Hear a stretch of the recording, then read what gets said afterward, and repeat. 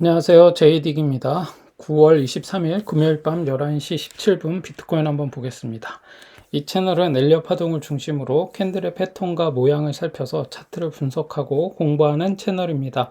우리 채널은 특정 종목을 리딩하거나 매수 매도를 권유하는 것이 아니므로 신중하게 판단하셔서 매매 임하시기 바랍니다. 일단 비트코인은 제가 어제 블로그에 잠깐 올렸지만 지금 제가 볼때 지금 올라가는 꼬라지를 보니까 얘가 지금 기껏해야 얘는 19,200불대였나요? 19,000 제가 1시간 봉으로 봤거든요. 오늘 아침에 제가 얘기했는데 얘는 많이 올라가 봐야 19,000 여기 19,910 그리고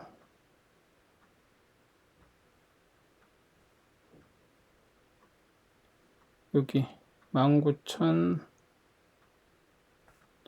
맞아요. 19,910 여기 정도로 저는 봤어요. 얘가 오늘 9시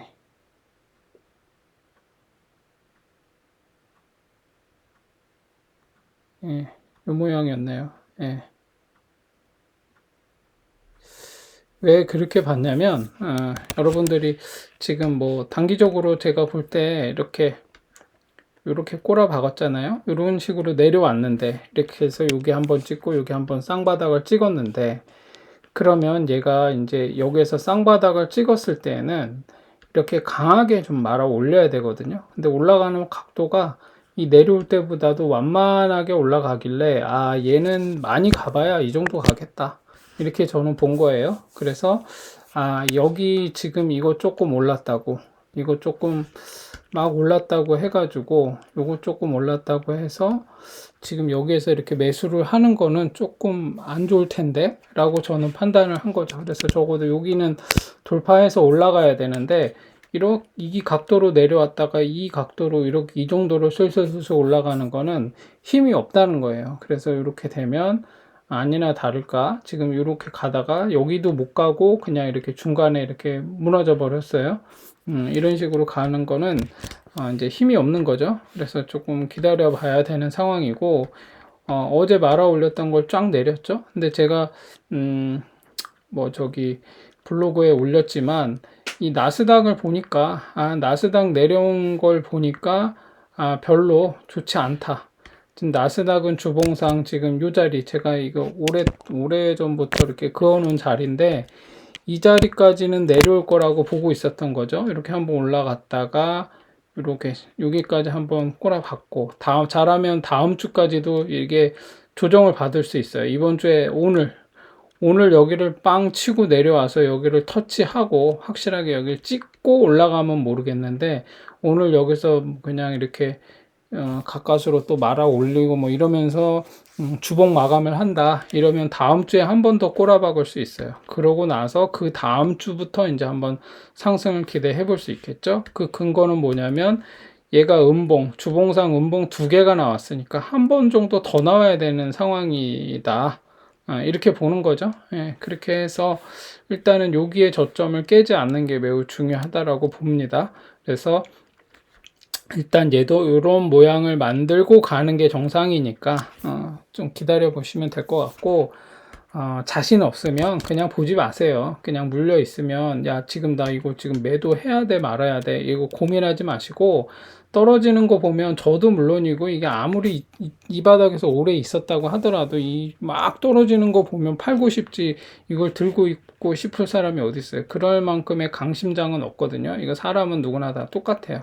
그러니까 그렇게 보시고 나스닥도 이렇게 꼬라박고 있는 중이다. 그래서 비트코인은 어제 잠깐 반등을 해줬죠. 얘가 쌍바닥을 이렇게 여기서 이렇게 쌍바닥을 만들었어요. 제가 얘기했죠. 이렇게 지금 똑같은 모양으로 이렇게 이렇게 뭐 그려볼까요? 이렇게 한번 내려왔어요. 이렇게 봉을 하나 만들었는데 여기서 다시 또 얘가 뭐 이런 식으로 다시 또 음봉이 나오고 그리고 뭐 또 다시 이렇게 양봉이 뭐 이런 식으로 나오고 뭐 이렇게 해서 이 자리를 이런 식으로 만들고 있으면 이 모양은 이게 일봉상 이런 모양이 나오면 1시간 봉이나 뭐 15분 봉이나 이런 데 보면 이 모양을 그리면서 움직이고 있는 경우가 많아요. 많아요가 아니라 이렇게 움직이고 있는 모양이라고 볼 수 있어요. 그럼 뭐죠, 이게? 단기적으로 보면 쌍바닥 찍고 있는 모양이에요. 이런 모양이 나오면 그러면 단기적인 바닥이 나올 수도 있겠다. 한번 반등 한번 해주겠는데? 라고 판단을 하는 거죠. 그래서 어제 한번 이렇게 한번 올라왔어요. 그래서 그렇게 됐는데 각도를 보니까 이게 다시 계속 가는 거에 대해서 좀 저는 회의적으로 본 거죠. 그래서 얘가 결국에는 이렇게 다시 한번 음봉으로 다시 내려 꽂았죠. 그래서 이럴 경우에는 어떻게 해야 되냐면 이게 고점에 물려 계신 분들 있잖아요. 아니면은 그리고 좀 이런 어중간한 자리에 물려 계신 분들, 단기적인 바닥에서 고점에 물려 있는 이런 분들은 그냥 기다리세요. 결국 이 자리 이런 데는 올라와요. 그러니까 너무 걱정하지 마시고 그냥 안 보고 계시면 될 것 같아요. 이거를 보고 여기 C파 끝자락에 와서 이렇게 조정하고 있는데 여기서 지금 던진다는 거는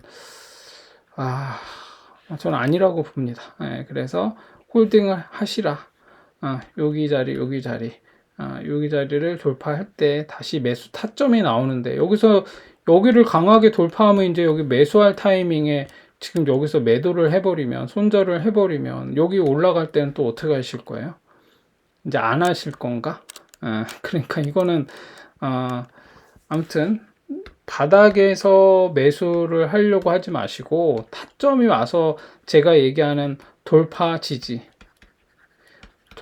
지지를 할 때 매수를 해야지. 이거 자꾸 바닥에서 저점 잡겠다고 쌍바닥 이거 이제 찍었으니까 갈 거 아니야. 그러니까 들어갈래. 이렇게 하지 마시고 쌍바닥을 확실하게 찍고 지지하는지. 쌍바닥의 조건이 뭐죠?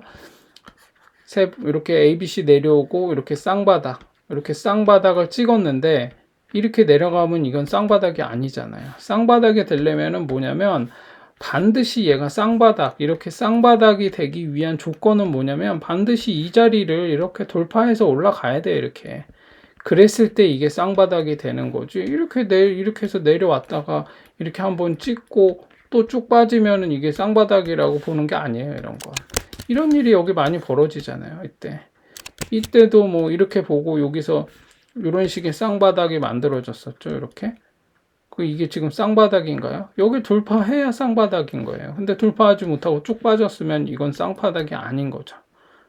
그거와 마찬가지로 이전에도 그런 게 많아요. 여기도 보면은 뭐 이때 쌍바닥이라고 보여지는 거죠. 그래서 얘가 이렇게 해서 돌파해서 쭉 올라갔어야 되는데 얘 여기 조금 가다가 말았거든요. 그래서 다시 쭉 빠졌어요.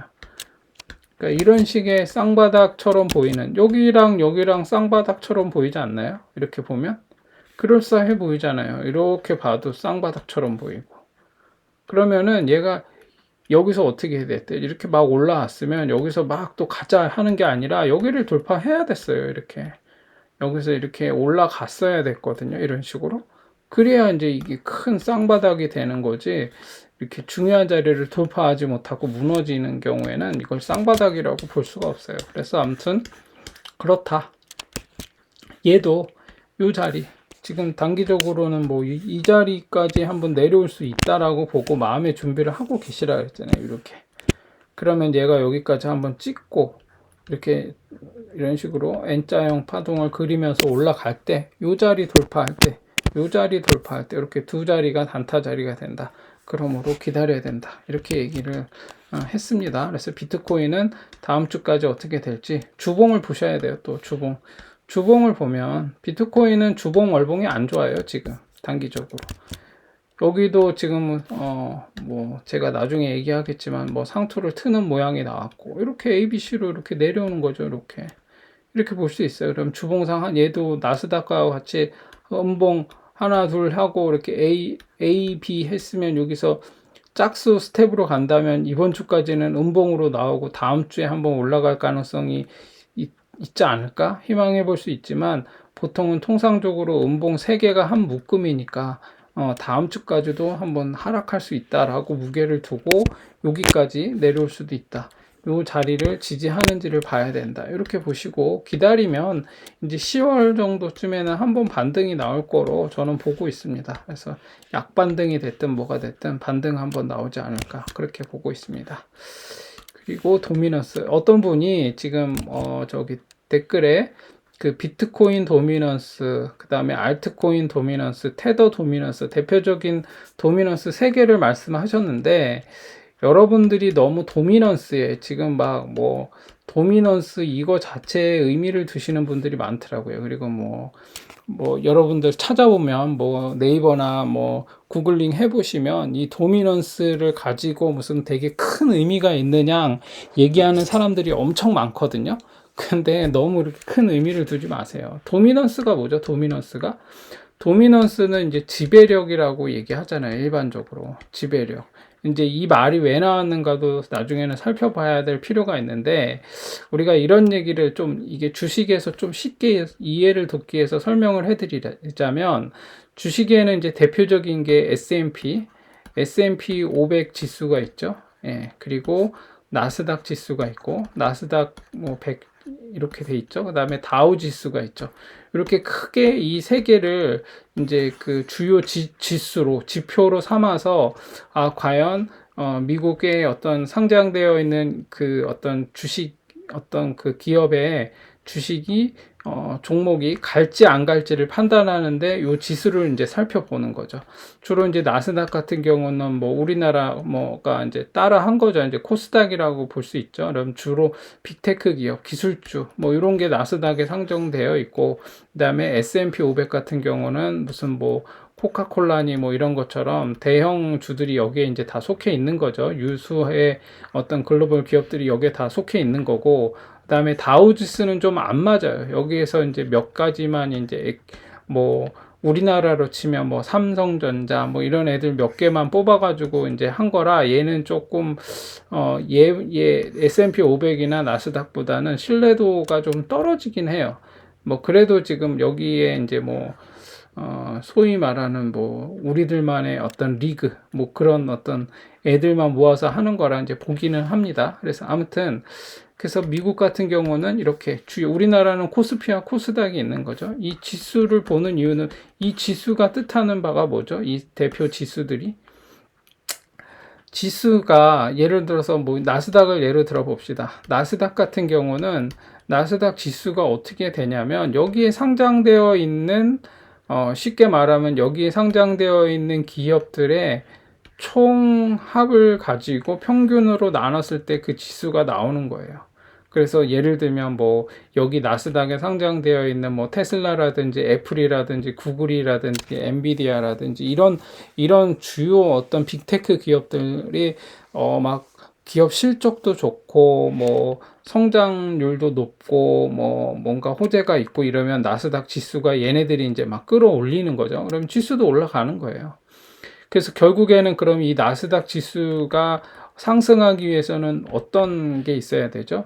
기업들이 성장을 하거나 이익이 크거나 뭐 뭔가 좋은 뭔가 그 기업의 어떤 그 가치가 여기에 반영이 돼야 나스닥이 상승을 하겠죠. 그래서 이거는 주식은 되게 명확한 뭔가가 있죠. 예를 들어서 애플의 주식이 상승을 한다. 그러면 이제 우리가 이거를 객관적으로 이 애플의 주식이 가치가 상승한다라고 판단을 할 때 뭘 볼 수 있죠? 뭐 예를 들어서 영업 이익을 볼 수도 있고, 그 다음에 매출도 볼 수 있고, 당기 순이익 뭐 이런 걸 볼 수가 있는 거죠. 그리고 제품의 어떤 그 가치, 이 애플의 어떤 제품들, 궁극적으로 애플의 제품들이 얼마만큼 시장에서 평가를 받고 있고, 그래서 사람들로 하여금 선택을 받아서 많이 팔리고, 그래서 그럼 매출이 올라가고, 그럼 영업이익이 올라가고, 그러면 뭐 PER이라든지 뭐 이런 거 따르잖아. ROE나 뭐 이런 걸 따지잖아요. 그래서 얘가 기업 대비 이 상장 총액 가치가 어떻게 평가되느냐, 뭐 PER이 뭐 10배냐, 20배냐, 30배냐 이런 식으로 해서 판단을 하는 거죠. 그다음에 뭐 단기 순이익이라든지 이런 걸로 또 전년도 대비해서 보면서 그렇다 그런 걸 여러모로 따지다 보면 이 애플의 기업의 가치를 판단하는 어떤 기준이 되면서 뭔가 실질적으로 이 기업이 좋다 나쁘다 말할 수 있는, 그래서 이 기업이 갖고 있는 이 주식이 이 가치가 지금 저평가됐는지 고평가됐는지 이런 걸 판단할 수 있는 기준이 있는 거죠. 그래서 이제 그것들이 나스닥 지수에 반영이 되는 거고, 이 나스닥 지수가 올라가면 전반적으로 이제 그 종목에 따라 조금 다르지만 이제 상승할 때, 상승 추세를 달리고 있을 때 이제 같이 상승하는 거죠. 개별 종목들이. 그렇다면 이제 코인은 뭐냐? 코인 같은 경우는 비트코인, 뭐 알트코인, 뭐 예를 들어서 이더리움, 뭐 또 뭐가 있죠? 뭐 리플, 뭐 이런 애들 있잖아요. 뭐 시가총액 큰 애들 있잖아요. 뭐 또 에이다, 뭐 이런 애들처럼, 뭐 시가총액 큰 애들, 이런 애들이 있는데, 그럼 얘네들의 뭐 애플이나 이런 건 뭔가 제품이 있고, 뭐 아이폰이라든지 무슨 뭐 맥 컴퓨터가 있다든지 뭐 이런 게 있는데, 비트는 그냥 뭐 없어요. 이게 지금 이걸 가지고 그러면 야 이걸 가지고 뭐 무슨 떡 바꿔 먹는 거야? 아니면 이걸 가지고 실제로 뭘 하는데 여기에 가치가 있는 거야? 이렇게 판단하시는 분들, 이렇게 질문하시는 분들이 있잖아요.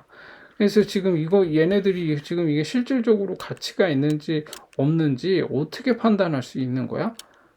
뭐 그런 기준이 없고 그런 근거를 찾기가 어렵다 보니까 이거를 정말 매수해도 되는 거야? 여기에 투자를 해도 되는 거야? 라고 해서 사람들이 코인은 도박이다, 사기다, 뭐 이런 얘기들도 나오는 거예요. 그렇다면 이제 여러분들이 그걸 아셔야겠죠? 비트코인이 이 세상에 왜 등장을 했는가? 비트코인은 도대체 뭔가? 비트코인이 실제로 활용되는 가치가 있는가? 막 이런 걸 보는 거죠. 이더리움은 도대체 이더리움 하는데 이 이더리움은 도대체 뭔가?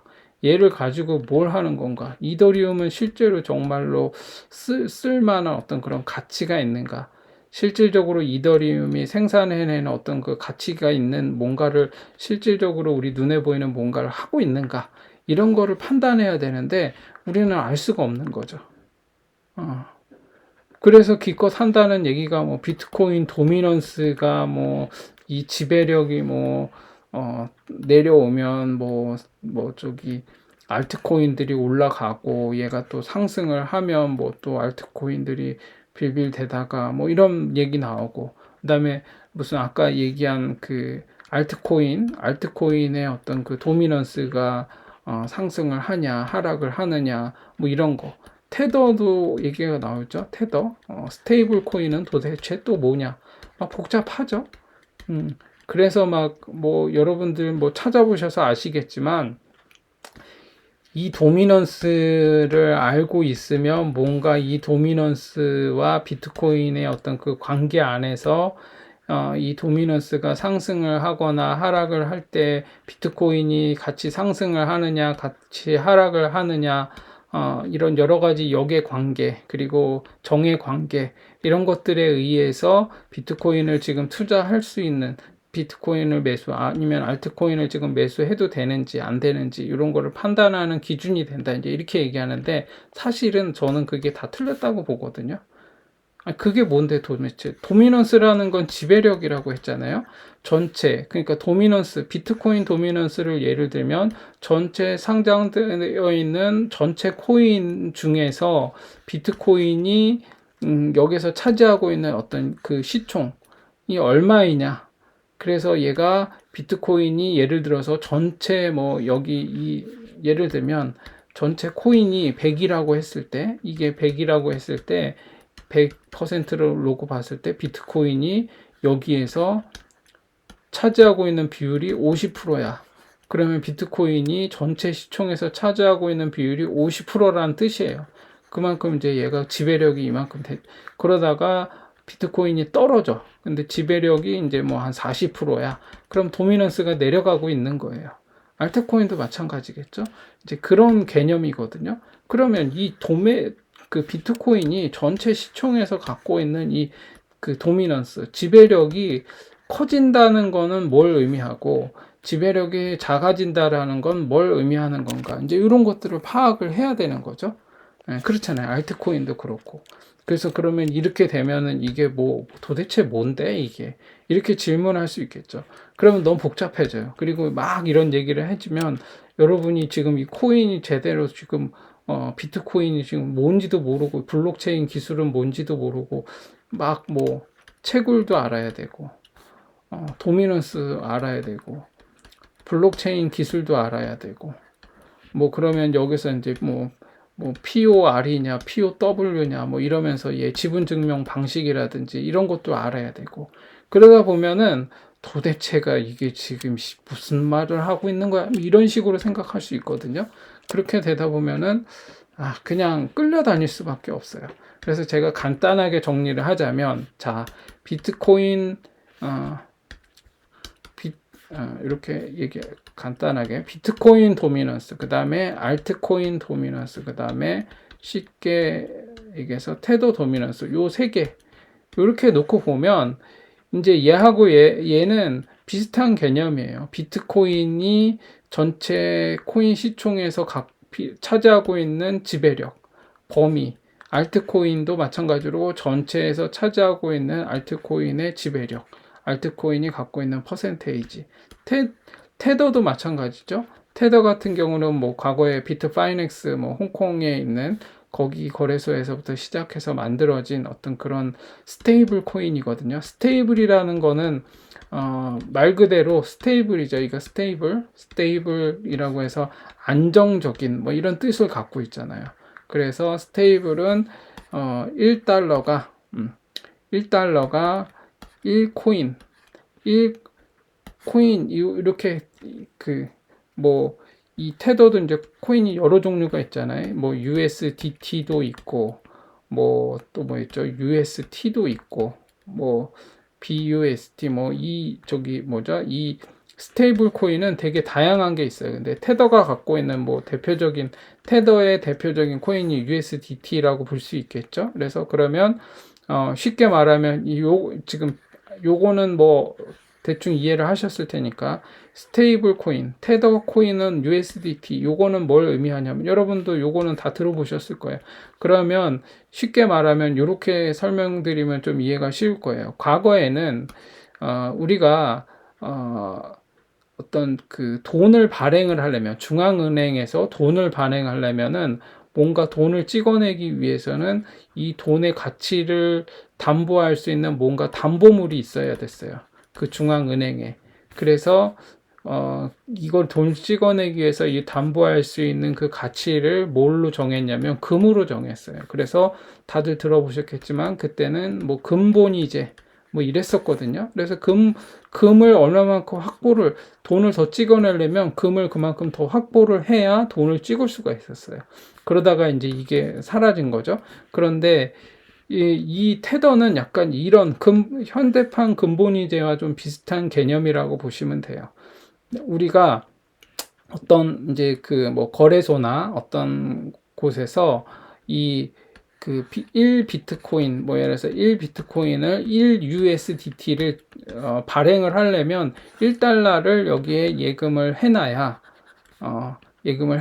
이거를 발행할 수가 있었거든요. 그래서 그렇게 되면은 얘가 이제 1달러가 1비트니까 1USDT니까 이게 동일하게 이게 유지가 되는 거죠. 뭐 예를 들어서 비트코인이 막 지금 비트코인 1BTC가 지금 뭐 한 2천만 원 하나요?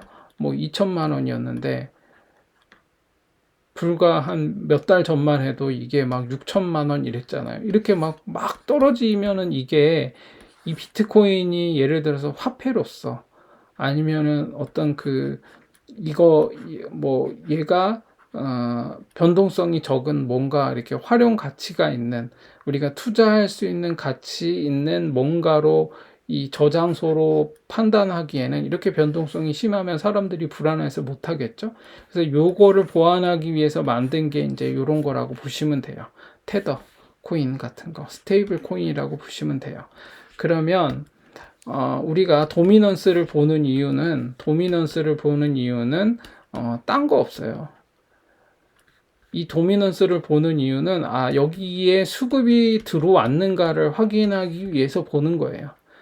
예를 들어서 비트코인의 도미넌스가 상승을 한다라는 거는 누군가가 지금 뭐 큰 손이 됐든 기관이 됐든 뭐 어떤 펀드가 됐든 간에 이 비트코인 도미넌스가 뭐 개미도 마찬가지죠. 비트코인 도미넌스가 올라간다는 거는 이 비트코인을 지금 사고 있는 사람들이 수급이 많이 늘어났다라고 볼 수 있는 거죠. 수급이라는 거는 사고 파는 것들을 다 포함되는 거잖아요. 매수만 얘기하는 게 아니라 매도도 포함이 되는 거잖아요. 누군가가 매도했을 때 누군가가 사는 것, 요거를 이제 수급이라고 하는데 그 수급이 여기에서 있다는 거죠. 근데 누가 막 파는데 아무도 안 사.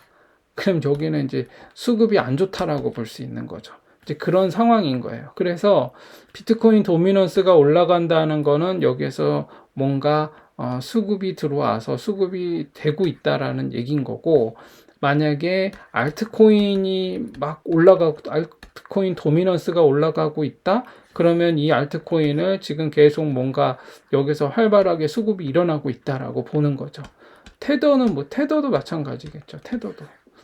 테더도 얘가 테더의 어떤 그 도미넌스가 올라가고 있다라는 거는 이 테더를 발행하기 위해서 계속 여기에 1달러의 이 1달러는 1 테더 예를 들어서 1 뭐 USDT 이거를 유지하기 위해서 계속 이 USDT를 발행하기 위해서 계속 여기에 돈이 들어오고 있다라고 보는 거죠. 그런 상황이라고 보면 돼요. 그래서 도미넌스는 그런 식으로 봐야 되는 거예요. 그래서 뭐 어떤 사람은 뭐 이렇게도 비트코인 도미넌스가 떨어지면 뭐 USDT는 뭐 테더는 뭐 또 올라가고 뭐 이러면서 얘가 떨어지는 돈을 여기다 갖다서 여기서 쟁여 놓으니까 얘는 올라가고 얘는 떨어지고 그러면 테더가 올라가면 비트코인이 떨어진다. 뭐 이러면서 매수 타점을 노릴 때도 이런 관계를 보고 뭐 매수를 한다 어쩐다 하는데, 사실상 그런 말들은 그냥 귀에 걸면 귀걸이, 코에 걸면 코걸이 이런 식으로 될 수가 있어요. 그래서 여러분들이 봐야 되는 건 뭐냐면, 어떤 특정 도미넌스가 상승을 하면서 가격도 상승을 하고 있다라고 하는 거는 여기서 지금 수급이 들어와서 매도가 일어나도, 쉽게 말해서 막 수급이라는 거는 아까 매도와 매수를 다 얘기했잖아요. 막 여기서 막 매도가 일어났는데, 그렇죠? 막 매도가 일어났어요. 그랬는데 여기에서 막 또 누가 이거를 매수를 해. 계속. 그러면 도미넌스도 올라가고 얘도 올라갈 수밖에 없어요. 돈이 일로 들어왔기 때문에. 들어온 돈들이 어디로 빠져나가는 게 아니라 계속 이게 활발하게 이뤄지고, 이거를 매도한 것을 누군가 계속 받고 있고 한다라고 하면 도미넌스가 올라가면서 얘도 같이 올라가게 돼 있어요. 알트코인도 마찬가지고 테더도 마찬가지겠죠. 그러면 중요한 건 뭐냐면, 좋아, 다 올라가고 뭐 어쩌고 저쩌고 다 알겠는데 그래서 왜 그런 건데? 라고 물어볼 수 있죠. 우리가 리플 뭐 예를 들어서 리플 코인이 지금 막 지배력이 막 되게 올라가고 있어. 그러면 도대체 왜지? 라고 생각할 수 있겠죠.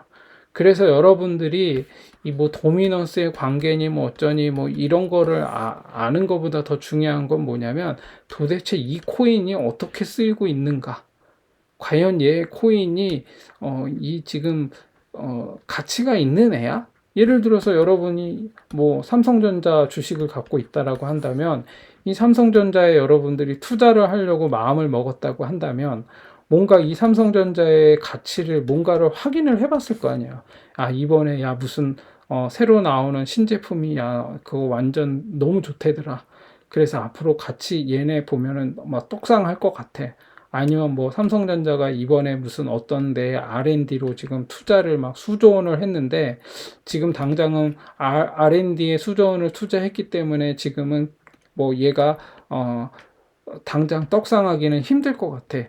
당분간은 계속 횡보하거나 하락 횡보할 수도 있을 것 같아. 왜냐하면은 지금은 매출 대비 투자 금액이 많이 들어갔기 때문에 기업의 당장의 어떤 성장을 우리가 확인할 수 없기 때문에 지금은 별로 매수를 하기에는 좀 그렇긴 하겠지만, 지금 당장은 재미는 못 보겠지만 앞으로 향후 뭐 5년, 10년 후에는 얘네가 정말로 막 떡상할 수도 있을 것 같아. 그래서 나는 지금이 저점이라고 생각해서 지금 매수를 할 테야. 뭐 이런 식으로 나름대로 여러분이 어떤 이 삼성전자의 주식을 매수하기 위한 여러분이 어떤 그 근거를 찾으려고 할 거 아니에요. 마찬가지로 코인도 그런 식으로 접근을 해야 돼요. 야, 이거 다 사기다. 야, 다 그게 그거고 어차피 떨어질 때 다 떨어지고 오를 때 다 올라. 뭐 이렇게 얘기할 수 있겠죠. 근데 여러분 재밌는 건 뭐냐면 주식도 다 똑같아요. 뭐 삼성전자니 애플이니 뭐 테슬라니 어쩌고 막 해도 나스닥 지수 쭉 떨어지면 같이 다 떨어져요. 대형주가 먼저 떨어져요. 같이 떨어지게 돼 있어요. 예, 코인도 마찬가지예요. 그런 중요한 건 뭐냐면 등락이 있냐 없냐 이거보다 더 중요한 거는 여러분들이 어떤 코인을 선정하거나 비트코인을 여러분들이 뭐 얘한테 이제 앞으로 향후 가치를 보면서 투자를 한다거나 이렇게 할 때 실질적으로 얘네가 어디에 쓰이는가, 이게 미래 가치가 있는가, 아니 그런 당장 현실에서 얘가 어느 정도의 어떤 그런 쓰임새가 있는가, 어떻게 쓰이고 있는가, 이런 거를 봐야 되는 거예요. 그러면 이게 실질적으로 연관되어 있는 게 뭐가 있는가? 예를 들면 이런 거죠. 저는 지금 제가 한 뭐 몇 주 전, 아니죠. 제가 이거 하면서부터 이 유튜브 방송 이 채널 시작하면서부터 그런 얘기 했지만 저는 이 코인에 대해서 괜찮게 봤었거든요. 지난 제가 3월부터 하다가 과거에 제 영상을 보세요. 요 칠리즈 지금 이 코인에 대해서 제가 얘기한 걸 한번 들어보세요.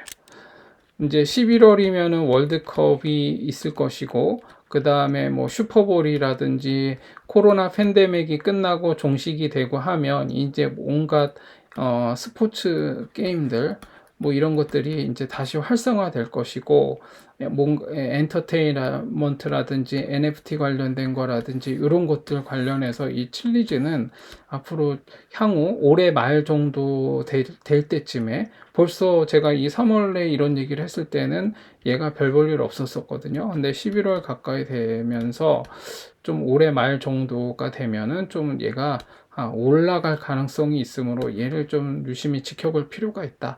제가 뭐 그런 얘기를 했어요. 왜 그런 얘기를 했냐면 이 칠리즈라는 코인 자체가 실질적으로 그런 쪽으로 쓰이고 있잖아요. 예.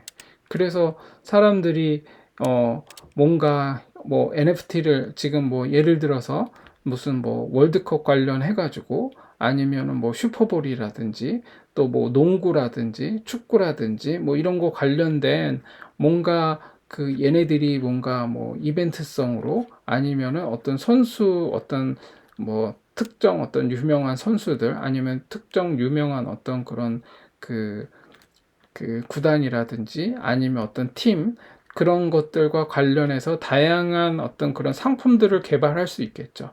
그래서 블록체인도 만들고 이런 것들을 발행하려고 한다면 이 코인을 구매해서 이 코인을 가지고 이 코인을 사서 개발을 해야 이런 것들을 발행하고 진행할 수 있기 때문에 이 코인을 사야 되는 거죠. 이 코인을 자꾸 사고 한다라는 건 여기에서 지금 돈이 들어와서 이 코인을 매수한다라는 의미가 되는 거겠죠. 그러면 얘는 상승을 할 수밖에 없는 거예요. 마치 주식에서 애플의 어떤 그 제품들이 잘 팔리고 신제품이 반응이 좋고 매출이 증대해서 얘가 상승하는 것처럼 코인들도 그런 생태계 안에서 움직이고, 그래서 이더리움 같은 경우도 얘가 거의 뭐 비트코인 다음으로 알트코인의 대장이다. 뭐 이런 식으로 얘기하는 게 뭐냐면 이더리움의 나름대로 이더리움의 그 생태계를 형성을 했기 때문에 그래요. 그래서 실질적으로 많은 뭐 게임 개발자라든지 무슨 대표적인 게 뭐 이런 거 있죠. 디센트럴랜드라든지 샌드박스라든지 뭐 이런 게임 관련된 어떤 그런 코인들 있잖아요. 메타버스 관련된 이런 코인들은 다 이더리움 생태계 안에서 그 플랫폼 안에서 뭔가를 만들어야 되거든요. 그래서 이더리움을 먼저 얘를 사서 소위 말하는 뭐 좀 전문 용어로 가스비를 댄다 그러죠. 가스비를 대야 하기 때문에 이더리움을 구매를 할 수밖에 없어요. 그렇게 되다 보니까 이런 어떤 게임이라든지 NFT 메타버스, 그다음에 또 뭐 웹 3.0 뭐 생태계 뭐 이런 여러 가지 디파이 관련된 것들 뭐 이런 거 해서 다 이더리움 생태계 안에서 만들어지는 그런 코인들이기 때문에 이더리움을 계속 살 수밖에 없는 상황인 거예요. 그럼 얘는 당연히 시총이 커지는 거고 여기에 계속 돈이 들어오는 거죠. 그럼 얘는 커질 수밖에 없는 거예요. 그래서 그 어떤 코인이 그래서 뭐 계속 이렇게 하드포크 하면서 얘가 점점 성장하고 업그레이드 되고 이렇게 된다면 그만큼 그 코인은 이제 가치가 올라가는 거죠. 그만큼 또 찾는 사람들이 많으니까 인기도 올라가는 것이고 그다음에 시총도 커지는 거겠죠.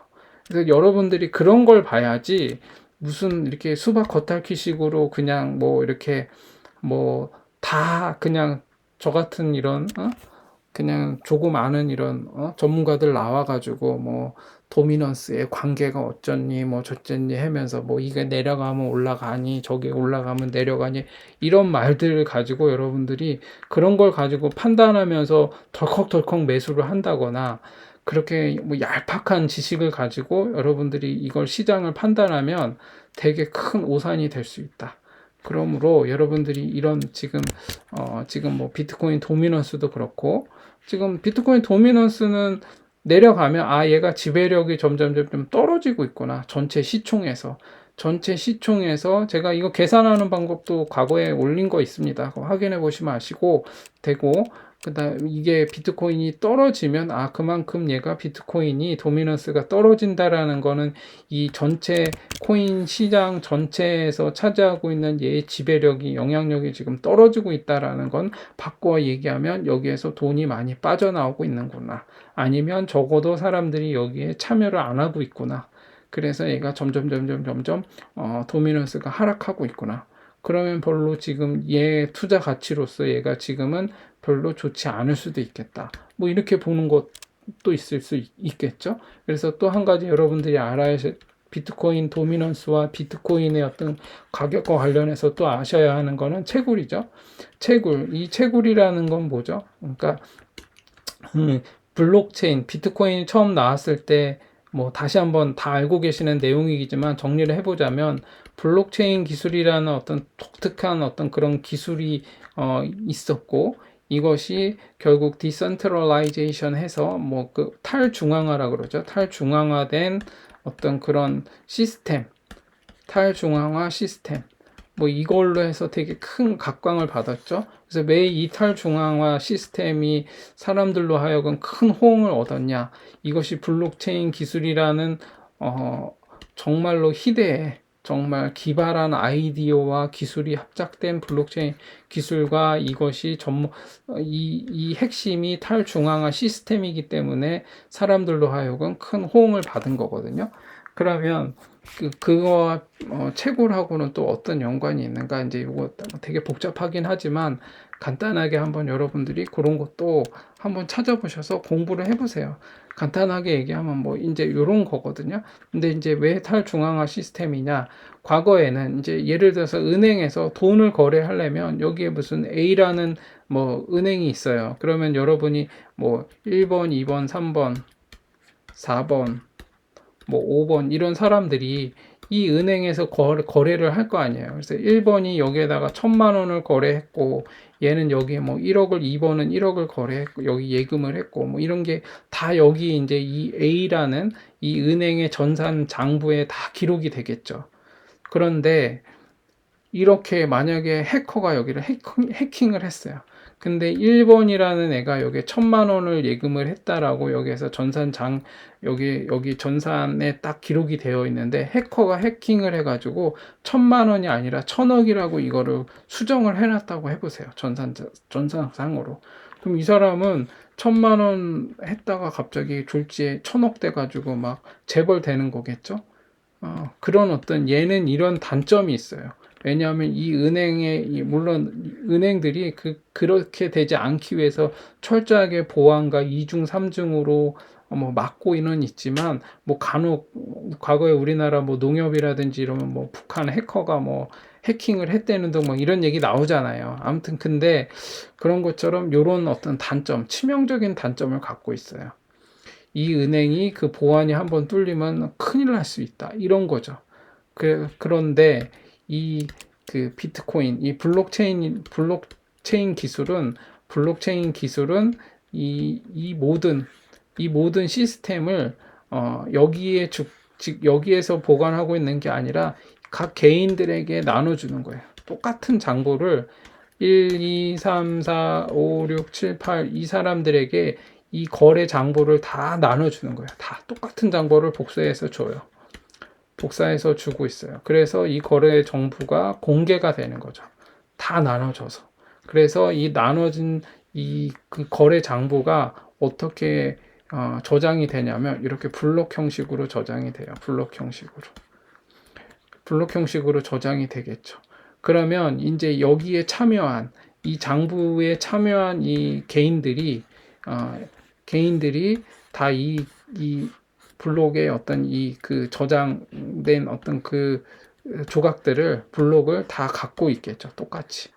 얘도 하나, 얘도 이렇게 갖고 있고. 근데 이 정보가 여기에도 똑같이 복사해서 주는데 어떤 데는 이 블록이 뭐 3개짜리가 있고 여기는 2개짜리가 있고 여기는 뭐 6개짜리고 시간차가 생기고 또 뭐 여러 가지 얘네들의 어떤 그 장비의 어떤 그 시스템에 따라서 뭐 여러 가지 이유로 인해서 이 복사된 장부를 갖고 있는 이 블록을 갖고 있는 게 차등이 있겠죠.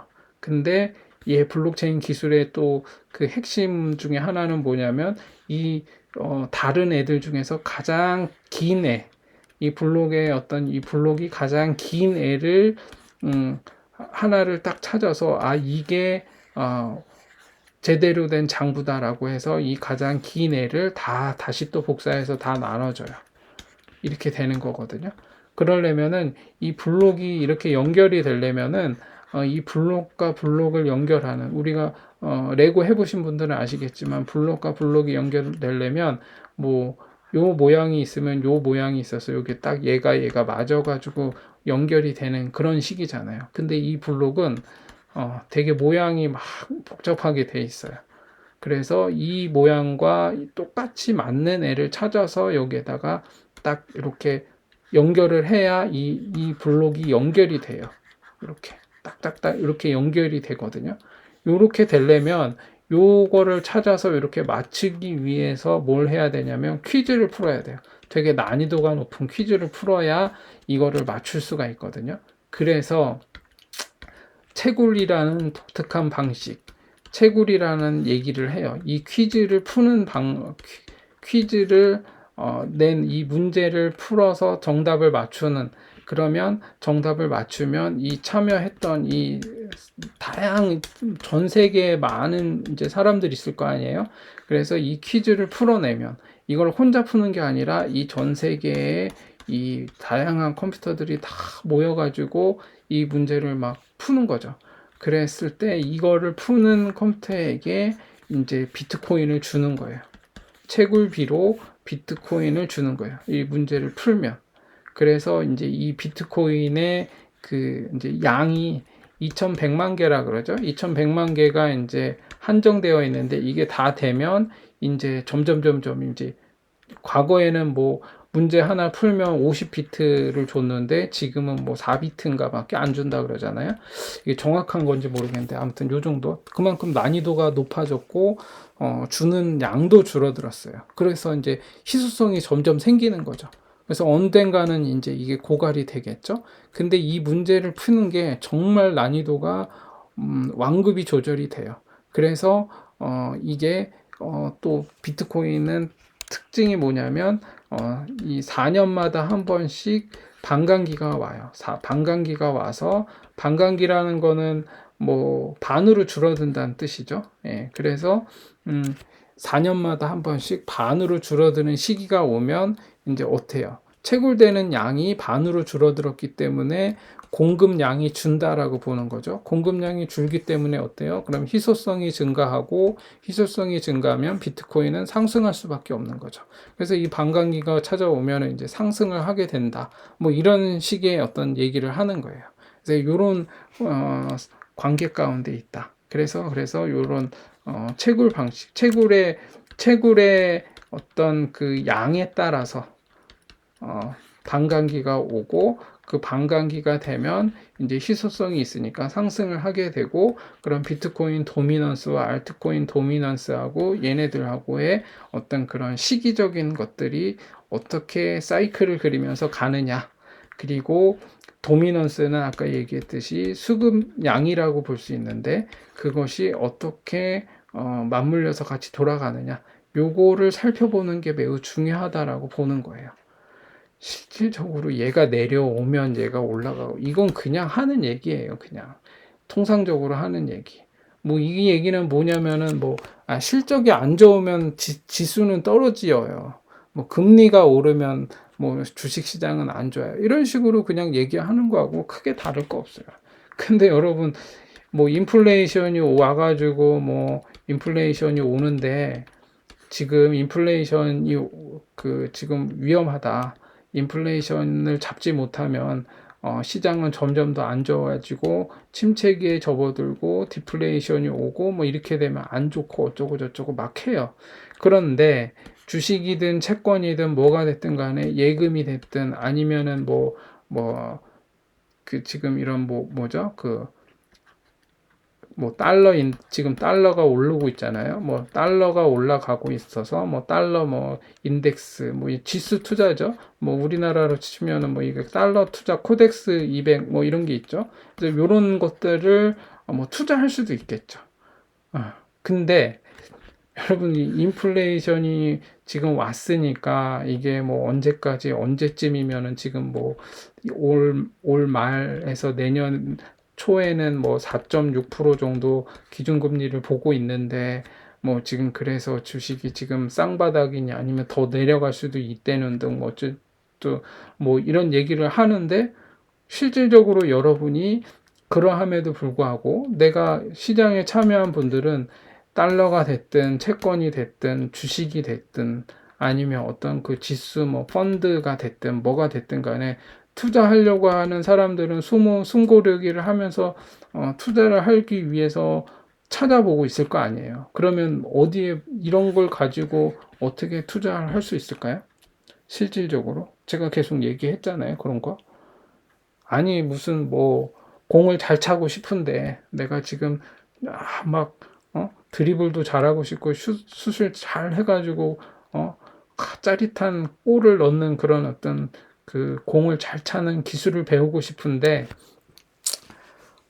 메시의 연봉이 얼마고 메시가 언제부터 축구를 해가지고 어디에서 어떤 구단에서 이적을 해가지고 어쩌고 저쩌고 막 이런 정보를 아는 게 공 차는 거하고 아무런 상관이 없잖아요. 그런 거 알아봐야 여러분 공 잘 찰 수 있나요? 실질적으로 공을 잘 차기 위해서는 그게 아니잖아요. 그런 것처럼 이런 것도 지금 우리가 코인에서도 마찬가지로 도미넌스가 올라가니 내려가니 무슨 이 코인이 무슨 지금 앞으로 미래 가치가 어떠고 저쩌고 막 하더라도 실질적으로 매수하려고 딱 차트 앞에 딱 앉아가지고 버튼을 누르려고 딱 보면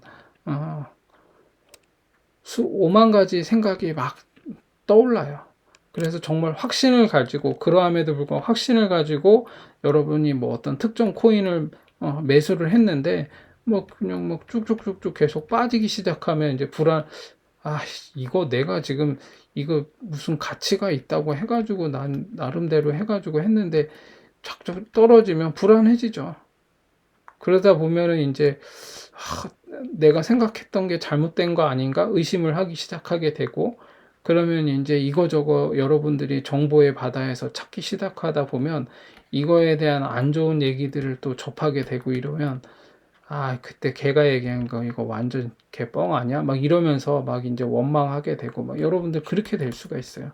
그래서 항상 제가 공부하자라고 얘기를 하는 이유가 거기에 있습니다. 그래서 제가 지금 오늘 왜 이렇게 길게 이런 차트하고 아무런 상관없는 얘기를 하냐면 아직도 많은 분들이 무슨 투자하는데 공부를 하냐? 공부해서 돈 벌 것 같으면 다 공부하지. 근데 실질적으로 공부를 안 해요, 제가 볼 때. 공부를 안 하니까 다 잃는 거거든요. 그리고 또 뭐냐면 너무 이런 잡다한 뭐라고 할까? 정보를 지식이라고 착각하시는 분들이 많은 것 같아요. 이 정보는 사실 소음하고 같이 섞여 있거든요. 그래서 이 정보가 정말로 제대로 된 정보인지는 내가 공부해보고 여기에 면밀하게 여기에 깊이 들어가서 그 원리라든지 그 기저에 깔려 있는 그 원리라든지 원칙이라든지 아니면 그런 아주 매크로한 어떤 것들을 공부를 하지 않으면 이게 정보인지 소문인지 구분할 방법이 없어요. 그냥 끌려다니게 돼 있다고요. 그냥 겉핥기식으로만 이렇게 알게 되고 여러분들이 당장 유튜버에서 한번 찾아보세요. 채권이 뭔지, 금리가 오르면 왜 뭐가 문제가 되는지, 달러 인덱스하고 주가하고 어떤 연관이 있는지, 제가 달러 인덱스 계속 보잖아요. 달러 인덱스와 그 다음에 코인하고는 또 어떤 연관이 있는지, 달러 인덱스가 올라가면 왜 코인은 안 좋은지, 주가에는 왜 안 좋게 영향을 미치는지, 달러 인덱스가 오르는데 채권 수익률이 2년물 채권 수익이 지금 이자율이 막 뭐 4%대로 올라가고 막 역전 현상이 일어나고 10년물하고 막 이런 일이 벌어지고 하는데 이것이 인플레이션하고 또 어떤 상관관계가 있는 건지, 정말로 이게 상관관계를 넘어서서 인과관계가 있는 건 아닌 건지, 이런 것들을 파악할 수 있어야 돼요. 예. 그래서 제가 이런 얘기를 계속 하는 것이고, 결론적으로 이런 얘기를 지금 왜 제가 계속 주저리 얘기하느냐. 지금, 비트코인도 그렇고, 지금 계속 지금 제가 얘기했죠. 요게 지금 벌써 3개월째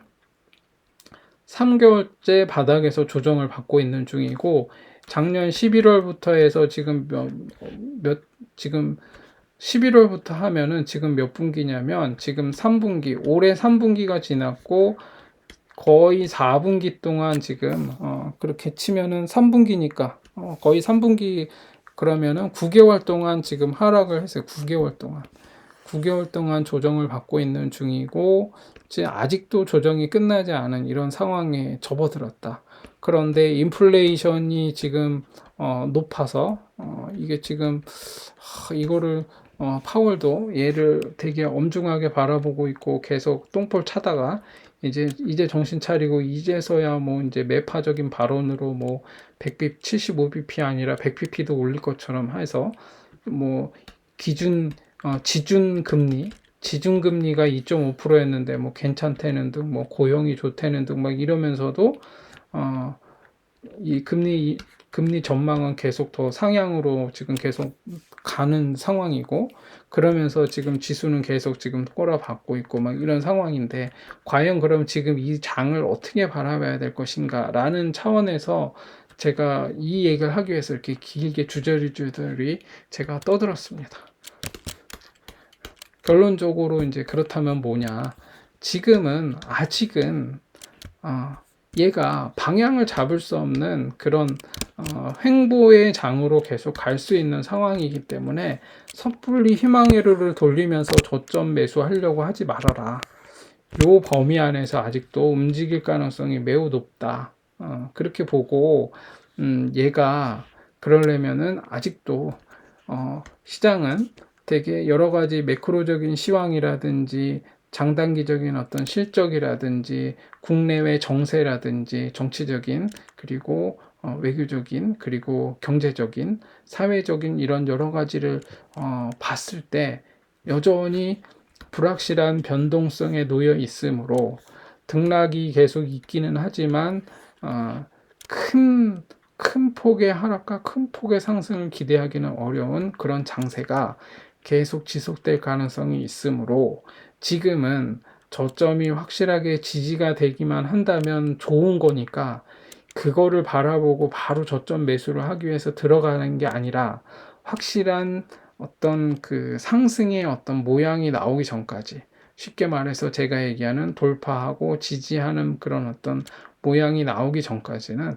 관망해야 될 필요가 있고, 그리고 횡보하는 중에서도 이제 그 각 뭐 코인으로 치면은, 우리는 코인을 보고 있으니까 코인으로 치면은 코인 알트코인별로 강한 게 있고 약한 게 있고 뭐 그런 상황이에요. 그래서 그 개별 코인들을 바라보면서 매수 타점이 오면, 그리고 매수 타점을 노릴 때도 연봉에서부터 분기봉, 월봉, 주봉 요 순서대로 해서 일봉까지 보고, 단기적으로만 단타로 들어갈 때, 단타는 적어도 일봉으로 봐야 되는데 일봉으로 들어가기 전에 지금 연봉, 분기봉, 월봉, 주봉을 한번 쭉 살펴보고, 제가 쭉 지금까지 얘기해 왔던 것들 중에서 보면은 얘가 끝 모양을 그리고 내려온 건지, 연봉에서 끝 모양을 그리고 내려왔는데 음봉 하나 딸랑 서 있다라고 하면 2년 동안 더 꼬라박을 가능성도 있는 상황이므로 이런 애들은 걸러내는 거죠.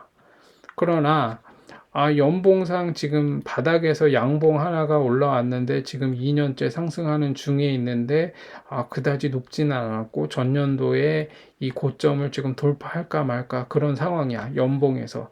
그런데 지금 단타로 들어가려고 보니까 아주 지금 모양을 잘 만들고 있어. 그럼 이런 애들은 잘 눈여겨봤다가 단타로 들어갈 수 있는 그런 단기적인 매매를 해볼 수 있는 상황이다라는 걸 제가 얘기하는 거예요. 그래서 지금은 섣불리 저점에서 모아간다는 등 뭐 이런 이상한 그런 그 환상에 잡혀가지고, 워낙에 지금 주식시장에서도 그런 얘기가 나와요. 여러분, 모아간다는 거는 제가 다시 한번 얘기하지만, 모아간다, 이거는 여러분이 10년간 여기다가 꼬라박고 나는 쳐다보지 않은 이 계좌를 아예 안 볼 거다, 10년 후에 볼 거다, 타임캡슐 보듯이 여기 막 타임캡슐에 이거저거 다 넣어놓고 땅속에 묻어놓고 10년 후에 보겠다, 이런 자세가 아닌 이상은 모아간다 이런 거는 하시면 안 된다. 그대로 꼬라박아요. 제가 얘기했잖아요. 장기적으로 매매한다? 이때가 언제죠? 이때 고점이라고 한번 봅시다. 이때가 2017년 12월이에요. 2017년 12월. 예. 여러분이 이쯤 어딘가에서 나는 지금 보니까 얘 장기적으로 더 갈 것 같아, 그래가지고 여기서 매수를 했다고 합시다. 근데 지금 이렇게 꼬라박았어. 근데 뭐 나는 장기적으로 갈 거니까 난 뭐 상관없어, 올랐어. 여기 좀 여기에서 매수를 했는데 이쯤 올라오면 갈등 생기죠. 조금만 더 올라오면 내 평단인데, 뭐 이런. 근데 난 장기적이니까 뭐 그래, 어차피 여기 죽는다 소리 하는데 올라왔어. 근데 또 꼬라박아, 이만큼. 조금 불안해. 근데 나는 뭐 장기적으로 가니까 했는데, 아니나 다를까 진짜로 여기까지 막 올라가, 내 평단 위로 막 올라가. 그렇지. 역시 코인은 주식은 뭐 장기적으로 모아가는 거야. 그래서 여기서 막 매수를 더 했어. 그래갔는데 막 진짜 막 이만큼 올라갔어. 근데 또 꼬라박았다가 불안한데 다시 또 올라갔어. 막 이러면은 이제 역시 이제 가자 막 이렇게 외치고 있었는데, 더 갈 줄 알았는데 다시 내 평단까지 꼬라박았어. 2017년인데 지금 몇 년이죠? 2022년이에요. 그러면 5년이 지났잖아요. 5년 가까이 지났어요. 5년 동안 여기서 매수해가지고 들고 그냥 뭐 장기적으로 난 갈고 한다 해가지고 5년 동안 여기다가 돈을 여기다가 매수를 했는데 제자리예요, 제자리. 왜 이러고 있죠? 내 평단에서 수익이 나는 이 정도 구간의 수익이 나면 매도를 해야 돼요, 여기서. 적어도 여기서 뭐 그러니까 기준을 정해야겠죠. 뭐 나는 장기적으로 가는데 적어도 내 목표가는 내 평단에서 한 50% 상승, 뭐 이러면 나는 매도할래, 뭐 이런 식의, 아니면 40%, 아니면 뭐 100%, 뭐 이런 식으로 해서 기준을 정해서 내 평단 위에서 어느 정도 적절한 수익을 나면 매도를 하는 어떤 그런 방식을 채택해야지, 뭐 장기적으로 모아가기 위해서 지금 그런 마인드로 했는데 지금 5년을 기다렸더니 결국에는 내 자리까지 다시 내려왔어. 그럼 이거 여러분 어떻게 하실 거예요, 이거? 그러니까 이런 방식은 저는 별로 권해주고 싶지 않다. 근데 애널리스트들이나 뭐 좀 이거 뭐 나와가지고 방송에서 이렇게 얘기하시는 분들 보면은 말은 쉽죠. 자기 돈 갖고 한번 해보라고 하세요. 그렇게 할 수 있나? 그렇지가 않아요. 주식은 정말로 고수들은 그렇게 안 해요. 어, 그러니까 아무튼 여러분들이 뭐 알아서 판단하시겠지만 어, 단기적으로 대응해야 될 게 있고, 뭐 예를 들어서 뭐 조금 스윙이나 뭐 이런 식으로, 아니면 조금 뭐 나는 어느 정도의 목표가를 정해놓고 이런 모양이 나왔을 때 좋은 종목들은 이렇게 갔을 때 몇 프로가 나오면 나는 매도하겠다, 이런 방식으로 단기적인 방법과 뭐 한 중기적인 방법, 뭐 장기적인 방법, 조금 뭐 포트폴리오를 뭐 조금 다양하게 해볼 수는 있겠죠. 그러나 너무 여기에 장기적인 매매 환상을 갖고 뭐 1000% 1000% 이런 거를 기대하면서 하는 거는 조금 위험할 수 있다. 그리고 기회비용을 다 날릴 수도 있다. 그렇게 보시고, 너무 그러다 보면 본인이 힘들어서 못해요, 이거를.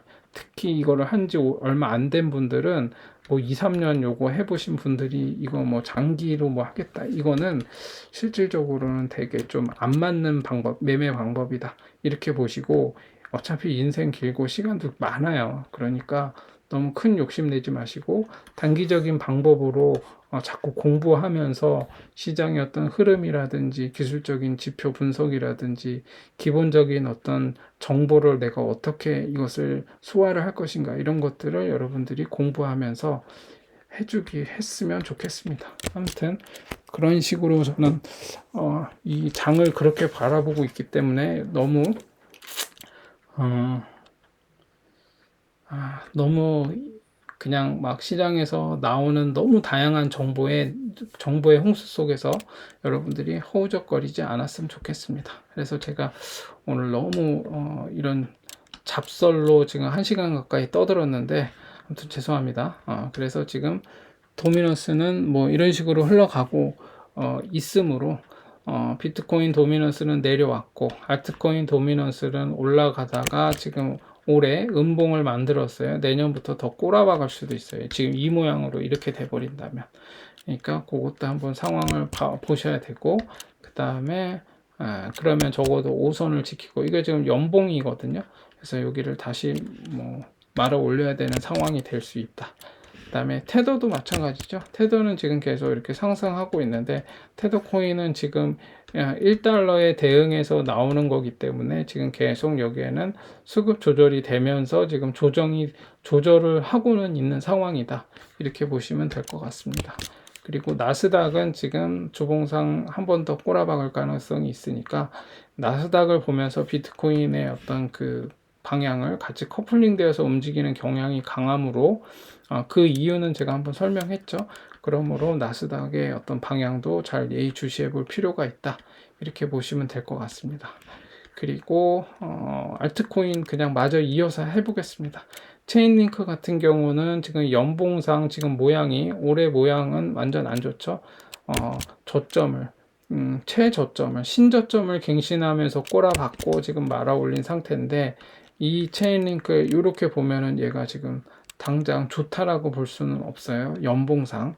그러나 끝 모양을 그리고 내려온 건 아니고, 월봉상 어떻게 됐냐면, 뭐 월봉상도 뭐 이렇게 해서, 그래서 뭐 지금은 양봉, 음봉, 양봉 나온 상황이에요. 다음 달에 한번 음봉이 나올 수도 있고, 아니면 얘가 음봉 없이 지금 다음 달부터 올라가려면 얘는 이제 여기를 돌파해야 돼요. 얼마냐면 12,690원.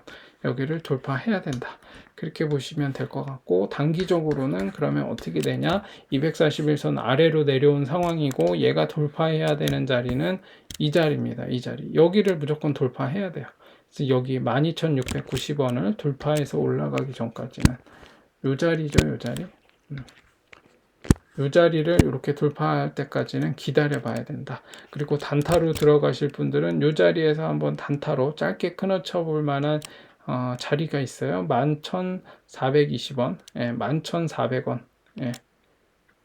11,400원 자리가 단타고, 그 다음에 목표가는 12,690원인데 12,690원을 제대로 돌파하면, 거래량을 동반해서 12,690원을 돌파하면 체인링크는 단기적으로 한번 매수해 볼 수 있는 자리가 된다, 그렇게 보시면 되고, 헤데라 같은 경우도 연봉상 보면 아주 좋은 모양이라고 할 수는 없어요. 그 이유는 뭐냐면 전년도에 양봉의 반을 지금 치고 내려왔어요. 그러면 이 반을 정도를 치고 내려왔다라는 거는 내년에도 한 번 더 내려갈 가능성도 배제할 수 없는 상황이다.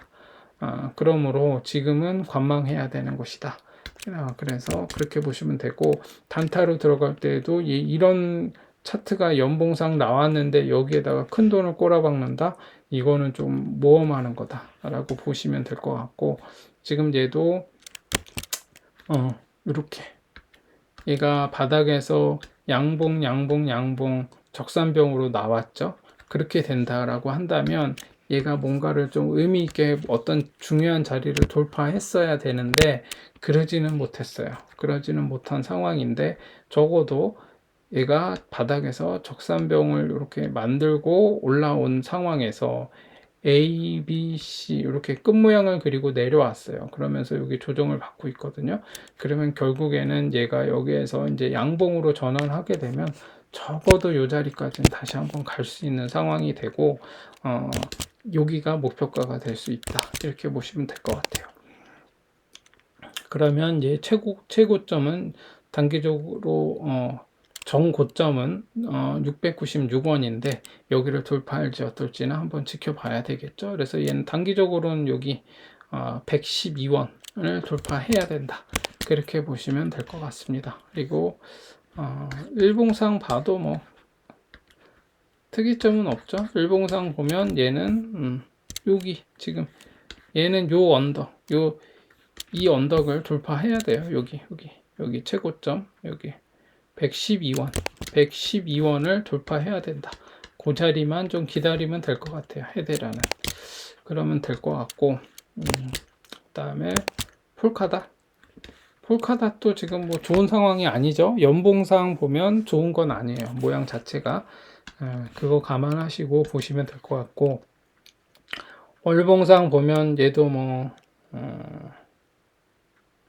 이렇게 나왔다라는 거는, 이렇게 얘가 지금 뭐 기본적인 원칙대로 보면 돼요. 한 번 나왔고, 두 묶음 나왔고, 세 묶음까지 나왔어요.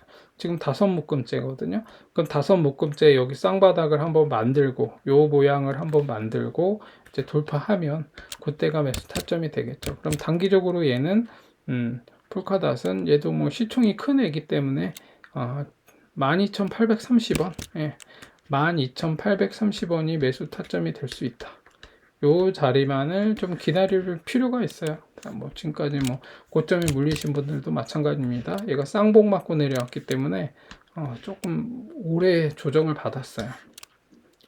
그래서 그렇게 보시면 될 것 같고, 보시면 아시겠지만 딱 이렇게 시총 큰 애들은 차트가 나쁘지 않아요.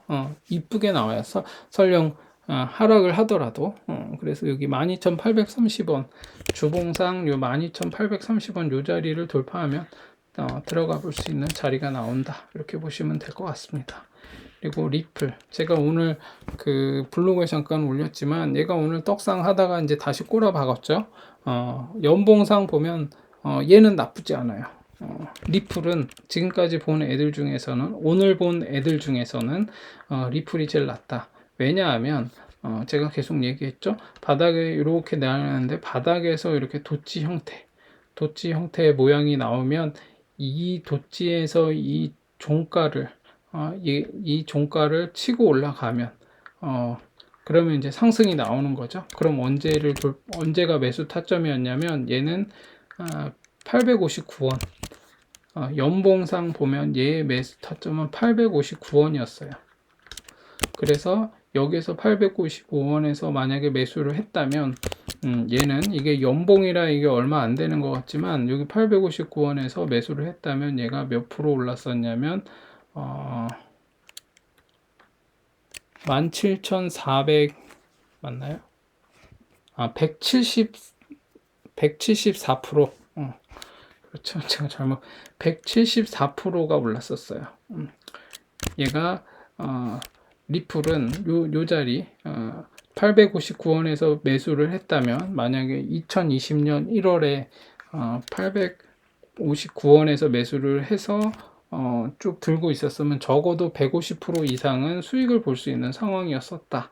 근데 양봉으로 이제 지금은 뭐 이미 지난 거니까 양봉으로 돌파했다가 음봉이 이번 해에 음봉이 나왔죠. 근데 얘가 왜 괜찮냐면 얘가 50% 이상 이 전년도에 그 양봉에 50%까지 내려왔다가 쫙 말아 올렸고 5선 위로 올라갔어요. 그러면 이제 얘는 내년부터 얘가 이런 식으로 종마감을 해준다면 내년부터는 양봉을 기대해 볼 수도 있는 그런 상황이므로 나쁘지 않다. 네, 그렇게 보시면 될 것 같습니다. 그래서 리플은 지금 상황상 나쁘지 않아 보인다. 이렇게 보시고 고점에 물리신 분들은 희망을 갖고 버텨보세요. 기다린 거 쭉 버텨보시고 지금 월봉상 보면 어떻죠? 양봉, 음봉, 양봉 나왔어요. 그러면 지금 매수를 해야 되냐? 아니에요. 지금 이제 어떻게 봐야 되냐면 얘가 단기적으로 이번 달에 어디까지 올라갈지 모르겠어요. 얘가 만약에 양봉으로 쭉 해서 20선 위까지 올라갈 수도 있으면은 리플은 아주 좋아지는 상황이 되겠죠. 그럼 여기까지 가는 거죠. 그러면 얘가 적어도 1115원, 1090원, 1115원 정도가 맥시멈이 될 것 같아요. 이제 그렇지 않으면 1035원 정도까지 갈 가능성이 있는데 그렇지 않고 이번 달에 요 정도에서 머문다면 어떻게 되죠? 다음 달 그러니까 올해 말까지 10월, 11월까지는 양봉을 기대해 볼 수도 있는 상황이에요. 그러므로 이제 지금 이번 달에 어떤 식으로 얘가 조정을 받는지도 한번 봐야 되는 상황이고 그러면 왜 좋냐면 얘는 리플은 심지어 끝 모양을 그리고 내려오지 않았어요. 여기 고점에서 이렇게 한 묶음 그리고 두 묶음 세 묶음이 나오고 바닥에서 조정을 하다가 이렇게 올라간 거거든요. 그러므로 이제 괜찮은 어떤 상황이 된 거고 그러면 이제 얘가 이런 식으로 국자 형태의 모양이 될 수도 있겠죠. 여기까지 올라가면 그러고 나서 한번 눌렸다가 갈 가능성이 있어요. 그렇게 되면 다음 달에는 음봉이 나올 수도 있어요. 이런 식의 음봉이 하나 나올 수도 있고 쭉 빠질 수도 있고 그래도 적어도 이번 달에 50% 선을 지키면 그 다음 달부터는 또 양봉을 기대해 볼 수 있는 상황이 된다. 그래서 리플은 지금 단기적으로 좋은 어떤 흐름을 지금 보이면서 올라왔는데 지금은 매수 타점으로 적절치 않다. 근데 지금 잘 보세요. 얘가 매수를 하려고 했다면 미리 했었어야 됐어요. 언제 해야 됐죠? 주봉상 얘가 매수할 수 있었던 자리는 539원, 559원, 559원을 돌파하면 얘는 매수 타점이었어요. 559원. 559원을 돌파할 때 매수를 해볼 수 있었겠죠. 그런데 얘가 주봉상 240선을 뚫었고, 근데 240선은 별로 의미가 없고 주봉에서는 120선이 의미가 있어요. 이 120선을 지금 맞고 내려왔죠. 근데 거래량이 터지면서 올라갔어요. 이게 리플이 잡코가 아니잖아요. 얘 시총이 되게 커요. 이런 애들은 함부로 세력들이 막 이렇게 하기가 어려운 코인이에요. 그런데 이런 애가 이렇게 올라왔다라는 건 상당히 긍정적인 어떤 뭐 지금 좋은 이슈가 있었죠. 아무튼 그래서 뭐 그런 거 저런 걸 떠나서 바닥에서 조정받고 여기 언덕을 돌파할 때 딱 돌파했으므로 120선을 올라서는지 봐야겠죠. 근데 지금 양봉 4개가 나왔죠. 그러면 주봉상 다음 주까지 한 번 더 기대해 볼 수 있고 맥시멈 그러면 조정을 받으러 내려올 거예요. 이게 한 방에 쭉 올라가기가 쉽지 않아요. 올라가면 이거는 매수하면 안 돼요. 이건 내 게 아니다. 이렇게 생각하셔야 돼요. 그러면 뭐냐? 고점에 물려 있는 분들이 또 질문을 하시겠죠. 야, 여기를 그럼 매수하면 안 되고 또 눌리기를 기다려야 되고 올라타지 마. 그러면 난 이 꼭대기에 물려 있는데 그럼 어떠란 말이야? 라고 질문하실 수 있죠. 위에 물려 있는 분들은 해당 사항이 안 돼요. 이걸 신규로 진입하거나 여기에 매달 한번 그 매수를 해보려고 하는 사람들이 이게 그냥 원칙 없이 그냥 막 올라타지 말라는 거지. 이 고점에 물려 계신 분들은 그냥 기다리시면 돼요. 올라가면 올라가는 거니까. 왜냐?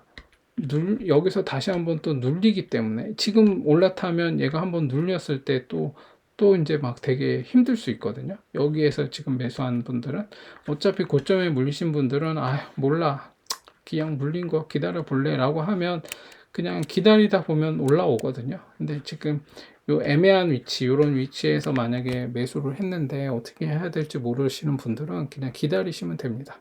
그래서 리플은 나쁘지 않다, 나쁘지 않게 흘러가고 있다, 이렇게 보시면 될 것 같고, 일봉상, 그렇다면 일봉상 지금 보이시죠?